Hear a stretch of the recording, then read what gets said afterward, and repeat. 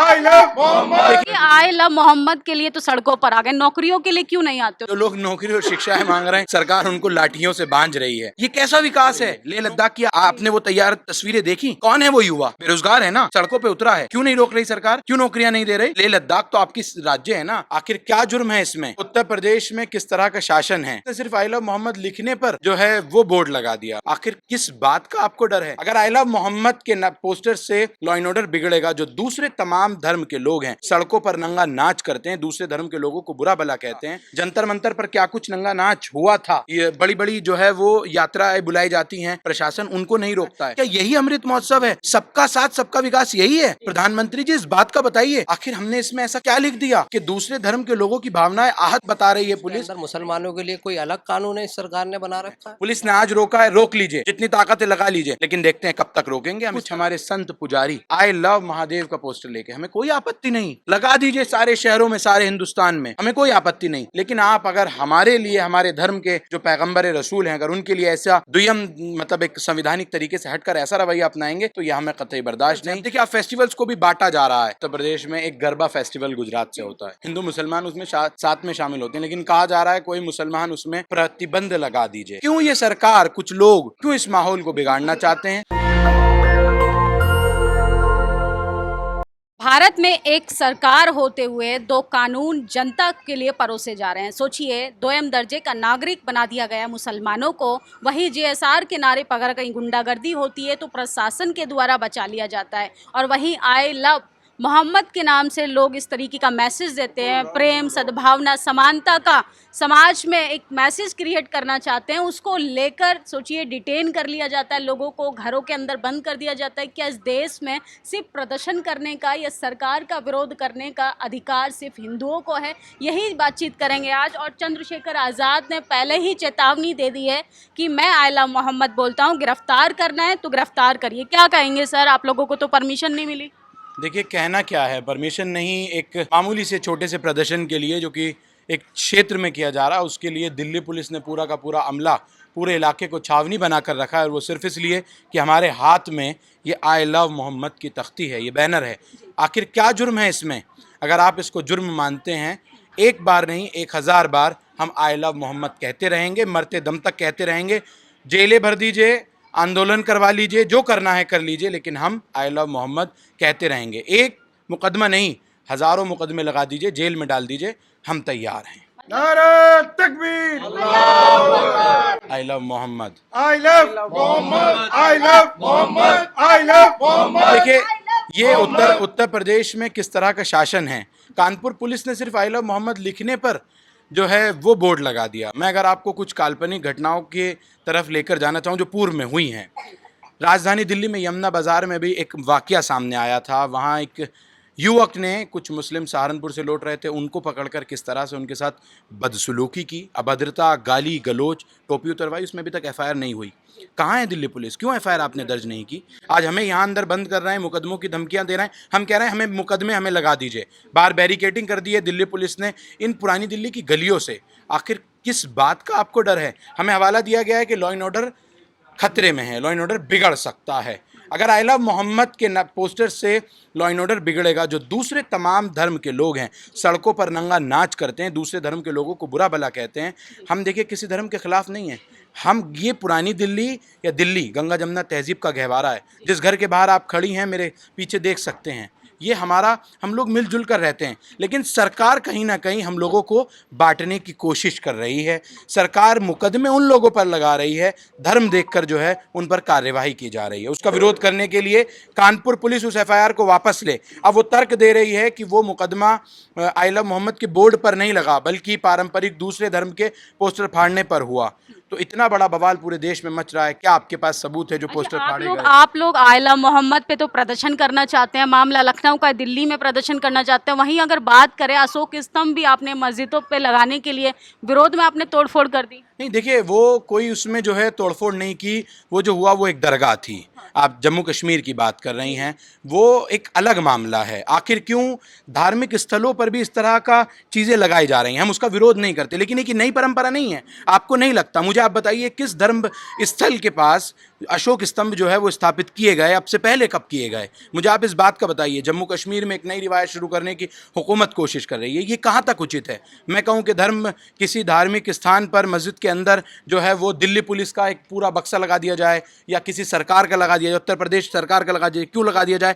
धर्म स्थल में अपने रब को, अपने ईश्वर को याद करने के लिए आदमी जाता है, ना कि प्रशासनिक शासन या फिर इस तरह के अशोक स्तंभ वगैरह वहाँ पर प्रसारित किए जाते हैं। क्या आपको लगता है कि आज़ादी के 78 साल बाद भी आपको आइला मोहम्मद करके जस्टिफाई करना पड़ा है, एक अपने आप को ये डिफाइन करना पड़ा है? कई बार आपसे पेपर मांग लिए जाते हैं और अब तो आपको इस तरीके से प्रदर्शन भी करना पड़ रहा है। दूसरे दर्जे के नागरिक की वो है कि मुसलमानों के लिए अलग कानून और हिंदुओं के लिए अलग कानून है। आप दे दो, जिसके लिए हम अपनी प्रदर्शन हम अपनी जान तक देने के लिए दे देंगे आइला मोहम्मद के लिए, उसके हमें प्रदर्शन तक नहीं कर दिया जा रहा है इस देश के अंदर। जहाँ दूसरे धर्म के लोग अपने धरने प्रदर्शन करते हैं, उसके अंदर मुसलमानों के लिए कोई अलग कानून है इस सरकार ने बना रखा है। जी, ये धर्म का मसला है कि आप एक मैसेज क्रिएट करना चाहते एक मैसेज क्रिएट करना चाहते हैं और उसी मैसेज में उत्तर प्रदेश की पुलिस अभी भी अलग अलग युवकों पर प्रदर्शन करने पर जो है वो नए नए आरोप लगाकर अभी भी मुकदमे दर्ज कर रही है। तो हम फिर वही कह रहे हैं कि ये हमारे पैगंबर रसूल का मामला है, आप सल्लल्लाहु अलैहि वसल्लम का मामला है। एक नहीं, हज़ारों मुकदमे लगवा सकते हैं, सिर्फ मैसेज देने की ज़रूरत है। आप देखिए, देश को आज़ाद हुए 75 साल, अभी हमने पिछले वर्ष ही जो है 75 साल का अमृत महोत्सव मनाया। क्या यही अमृत महोत्सव है? सबका साथ सबका विकास यही है? प्रधानमंत्री जी, इस बात का बताइए कि आई लव मोहम्मद लिखने पर पिछले 4-5 सालों से आप देखेंगे राज्य, जिले, नगर निगम, तमाम जगहों पर एक ट्रेंड चला, I love new Delhi, I love Delhi. और ये हम अपने नबी आका इनामदार मोहम्मद मुस्तफ़ा सल्लल्लाहु अलैहि वसल्लम को प्यार का नाम नहीं दे सकते?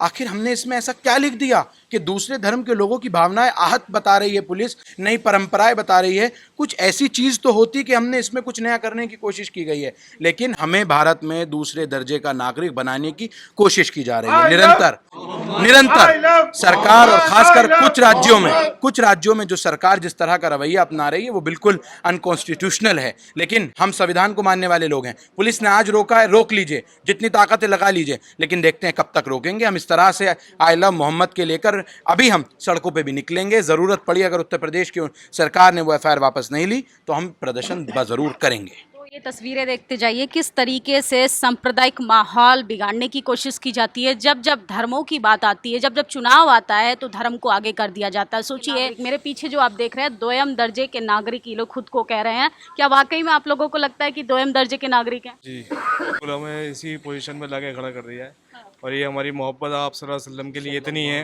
कि ये आप लोग मुकदमे ये आई लव मोहम्मद के लिए तो सड़कों पर आ गए, नौकरियों के लिए क्यों नहीं आते हो? शिक्षा के लिए क्यों नहीं आते हो? आप देखिए, जो लोग नौकरी और शिक्षाएं मांग रहे हैं, सरकार उनको लाठियों से बांध रही है। ये देश का, आखिर आप एक विदेश नीति हमारे देश की आपने समझ ली, क्या चल रहा है?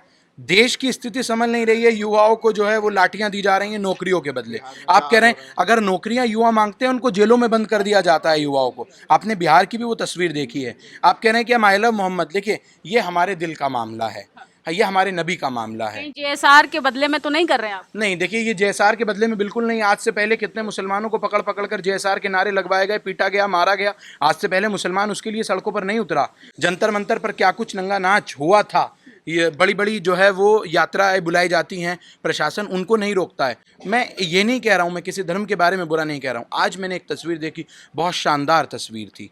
वाराणसी से वो तस्वीर निकल कर सामने आई, जहाँ कुछ हमारे संत पुजारी आई लव महादेव का पोस्टर लेके, हमें कोई आपत्ति नहीं, लगा दीजिए सारे शहरों में, सारे हिंदुस्तान में, हमें कोई आपत्ति नहीं। लेकिन आप अगर हमारे लिए, हमारे धर्म के जो पैगंबर रसूल हैं, अगर उनके लिए ऐसा दुयम मतलब एक संविधानिक तरीके से हटकर ऐसा रवैया अपनाएंगे तो यह हमें कतई बर्दाश्त नहीं। और फिर उत्तर प्रदेश की हुकूमत को या फिर कानपुर पुलिस को, एक नहीं या दिल्ली पुलिस को, अगर आप हमें इस तरह से रोकते हैं, शांतिप्रिय तरीके से पीसफुल मार्च निकालना था, आज हमें तिराहा से जामा मस्जिद जाना था, क्षेत्र में है, पूरा मुस्लिम बहुल क्षेत्र है, यह कहकर यह हवाला देकर कि लॉ एंड ऑर्डर सिचुएशन बिगड़ जाएगी, आप यहाँ ये कार्यक्रम नहीं कर सकते, और हमें हाउस अरेस्ट कर दिया गया। इसी गली में हमें बैरिकेडिंग के जरिए जो है वो यहाँ रोक दिया गया। बाहर दिल्ली पुलिस का सख्त पहरा है। ये दिल्ली पुलिस यमुना बाजार तक अभी तक एफआईआर करने नहीं पहुंची।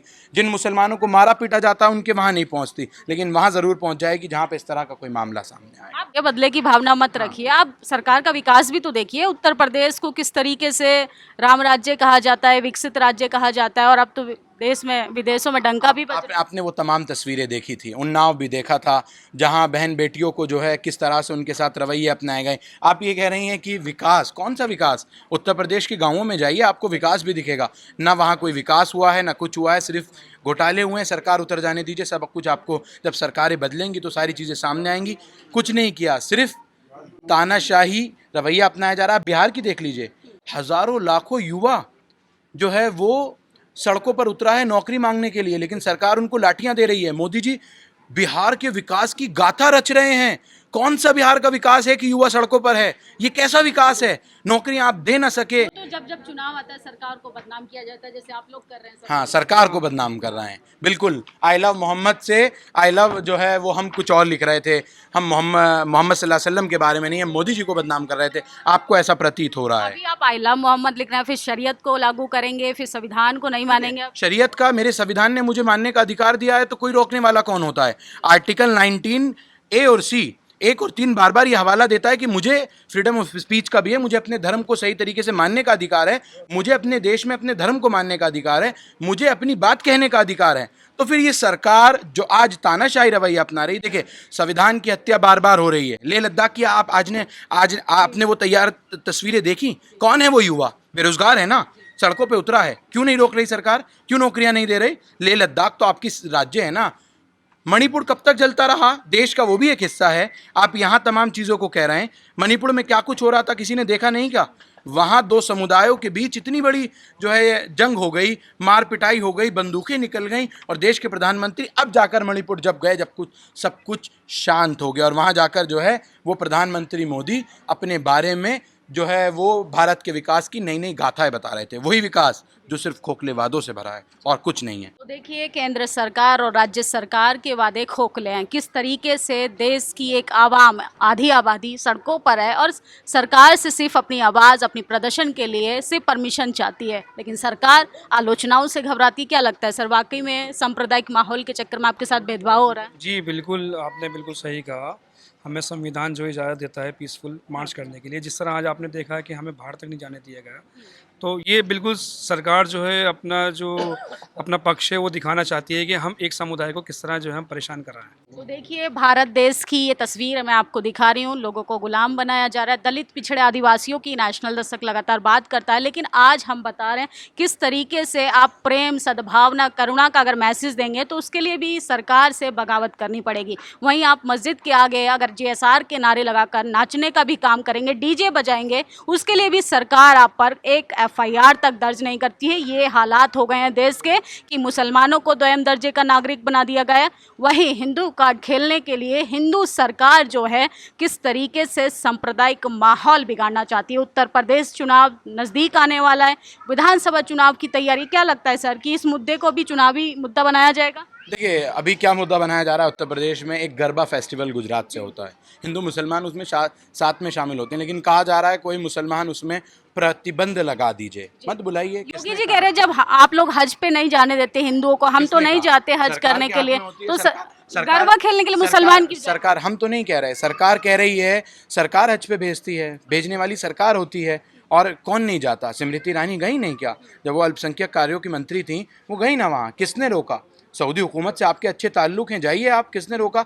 लेकिन अब देश में जो लोग आपसी भाईचारे के साथ रहते हैं, मैं यहाँ रहता हूँ, मेरे साथ में हमारे यहाँ सैनी परिवार रहता है पूरा, हम लोग यहाँ होली हो, दीपावली हो, सब तमाम धर्मों को जो है, तमाम जो त्यौहार हैं उसको मिलकर मनाते हैं। ना हमें कभी आपत्ति, ना इनको कोई आपत्ति। लेकिन क्यों ये सरकार, कुछ लोग क्यों इस माहौल को बिगाड़ना चाहते हैं? देश को जो तमाम फेस्टिवल्स हैं, अब देखिए आप फेस्टिवल्स को भी बांटा जा रहा है। इंदौर में एक अलग आदेश दिया जाता है, दिल्ली में अलग आदेश दिया जाता है, यूपी में अलग आदेश दिया जाता है। ये किस तरह का प्रारूप सरकार जो है वो कहीं ना कहीं अपना रही है, ये बात ज़रूर देखने लायक होगी। और एक बात और मैं आप अभी सरकार के मुद्दों पर बात कर रही थी। देश के सर्वोच्च न्यायालय पर अब से 3 दिन पहले कुछ चंद युवाओं की वो तस्वीर आपने देखी होगी जो बैठकर गैस वाली पाइप जो हमारी सीवर लाइन है वहाँ बैठकर सफाई कर रहे हैं, जबकि भारत सरकार और दिल्ली सरकार बार बार चीख चीख कर कह रही है कि हमने जो है वो मॉडर्नाइजेशन कर दिया है, मशीनों से सीवरों की सफाई हो रही है। आज भी हमारे दलित भाइयों के साथ वही दोहरा व्यवहार किया जा रहा है। उनको 400-500 रुपये में नालों में उतार दिया जाता है, जिससे उनकी मौतें हो जाती हैं। दलित हों, आदिवासी हों, पिछड़े हों, मुसलमान हों, इनको ये सरकार पूरी तरह से कहीं ना कहीं दोयम दर्जे का नागरिक बनाना चाहती है। उनके अधिकारों का हनन कर रही है, उनके अधिकारों को छीनने का लगातार प्रयास कर रही है। 60 सालों से आप लोग खामोश थे, मुसलमान मजे कर रहा था, 11 साल से आप लोगों को क्या दिक्कत हो गई योगी जी से? नहीं जी, इसकी सरकार की क्या नाम है जो नीति है, मुस्लिम विरोधी नीति है, उसके लिए तो हमें परेशानी है। अब जहाँ आप दूसरे धर्मों के लोगों को धरने पत्रने सब चीज़ों की इजाज़त दे रहे हो, वहाँ मुसलमानों के लिए आपने सारी बंदिशें कर रखी है, तो परेशानी तो होगी हमें।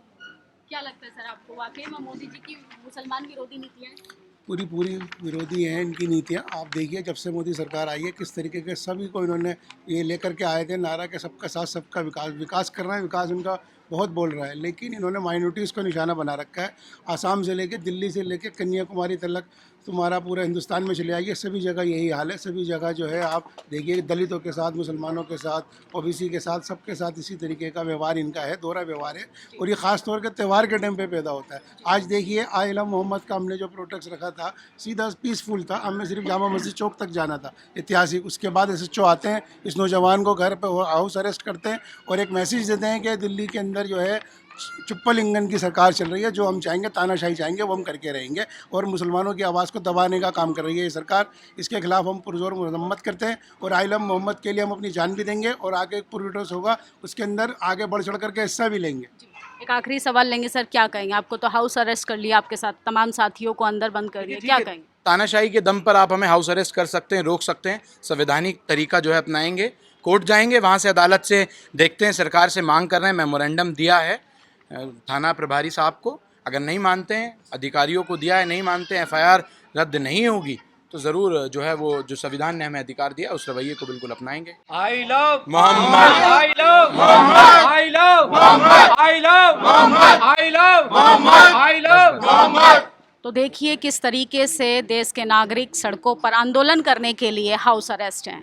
एक देश, एक संविधान, एक सरकार, लेकिन दोयम दर्जे का दो व्यवहार कर रही है मुसलमानों के साथ। आए जय श्री राम हो सकता है तो आइलम मोहम्मद क्यों नहीं हो सकता? संविधान सबको धर्म की आज़ादी देता है, स्वतंत्रता देता है, लेकिन फिर भी तानाशाह, क्रूरता किस तरीके से कायम की जा रही है। जब जब त्योहारों का सीज़न आता है तब लगातार केंद्र सरकार हो, राज्य सरकार हो, चाहे ट्रिपल इंजन सरकार की बात करें, ट्रिपल इंजन सरकार मतलब ज़्यादा अत्याचार। सोचिए किस तरीके से देश के नागरिकों को सड़कों पर खड़ा कर दिया गया है सिर्फ इसलिए कि वो अपनी धर्म की स्वतंत्रता चाहते हैं। इस खबर पर आप लोग अपनी प्रतिक्रिया जरूर दीजिए। कैमरा पर्सन आशीष के साथ मैं निधि, दिल्ली। नेशनल दस्तक की आपसे गुजारिश है कि अगर इसको बचाना चाहते हैं तो नेशनल दस्तक को सब्सक्राइब करने के लिए रेड कलर के सब्सक्राइब बटन को दबाएं, फिर बेल आइकन की घंटी दबाएं। नेशनल दस्तक को बचाने के लिए बहुत जरूरी है कि हर खबर को शेयर करें, लाइक करें, कमेंट जरूर करें।